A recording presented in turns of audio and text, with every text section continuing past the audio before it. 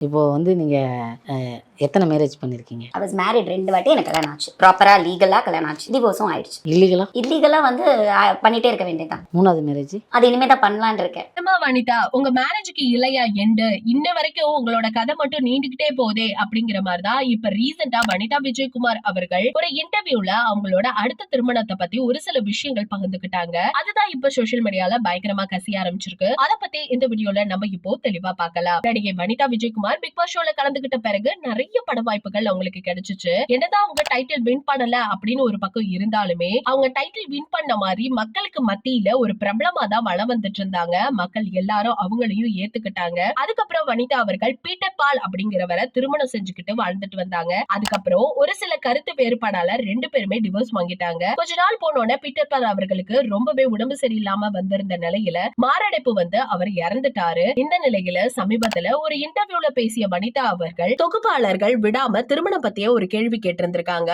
அதுக்கு கோவமே படாம பதில் சொன்ன வனிதா என்ன சொன்னாருன்னா, நான் சட்டப்படி 2 மேரேஜ் தான் பண்ணிருக்கேன். சோ 3வது கல்யாணம் பண்றதுக்கான வாய்ப்புகள் இருக்கு. நான் கண்டிப்பா பண்ணிப்பேன் அப்படிங்கிற மாதிரி மறைமுகமா சொல்லியிருந்திருக்காங்க. அதுக்கு தொகுப்பாளர் சொல்லியிருந்திருக்காங்க, அவர் பாக்குறதுக்கு எப்படி இருப்பாரு, கருப்பா இருப்பாரா இல்ல சகப்பா இருப்பாரான்னு கேட்டதுக்கு இவங்க என்ன சொன்னாங்கன்னா, பச்சையா இருக்கணும், குபேரன் போல ஒரு பச்சையா இருக்கணும், அப்படி ஒருத்தரை தான் நான் தேடிக்கிட்டு இருக்கேன் அப்படின்னு சொல்லிட்டு இருக்காரு. அது மட்டும் இல்லாம நான் அவரை கட்டுறதுக்காக தான் இன்னைய வரைக்கும் வெயிட் பண்ணிட்டு இருக்கேங்கிற மாதிரி வனிதா அவர்கள் ரொம்ப நக்கலா கொடுத்திருக்க இந்த பதில் தான் சோசியல் மீடியால பயங்கரமா ஷேர் ஆயிட்டு இருக்கு. எப்ப பேட்டி எடுத்தாலும் சரி, நான் எந்த இன்டர்வியூக்கு போனாலும் சரி, என்கிட்ட கேக்குற கேள்வி என்ன அப்படின்னு கேட்டா திருமண வாழ்க்கை பத்தி தான் கேக்குறாங்க. சோ எனக்கு பயங்கரமான கோவம் வருது. ஆனா கோவத்தெல்லாம் மறைச்சிட்டு ஒரு சில விஷயங்களை நான் இப்படிதான் பேச வேண்டிய நிலைமையில இருக்கேங்கிற மாதிரி வனிதா அவர்கள் சொன்ன பதிலே நமக்கு நல்லாவே புரிஞ்சிருக்கும். சோ இத பத்தி மக்களான நீங்க என்ன நினைக்கிறீங்க அப்படிங்கிற உங்களோட கருத்துக்களை மறக்காம நம்ம கமெண்ட் செக்ஷன்ல ஷேர் பண்ணிக்கோங்க. இது போல பல வீடியோஸை பார்க்கணும்னா நம்ம சேனலை சப்ஸ்கிரைப் பண்ணி வச்சுக்கோங்க.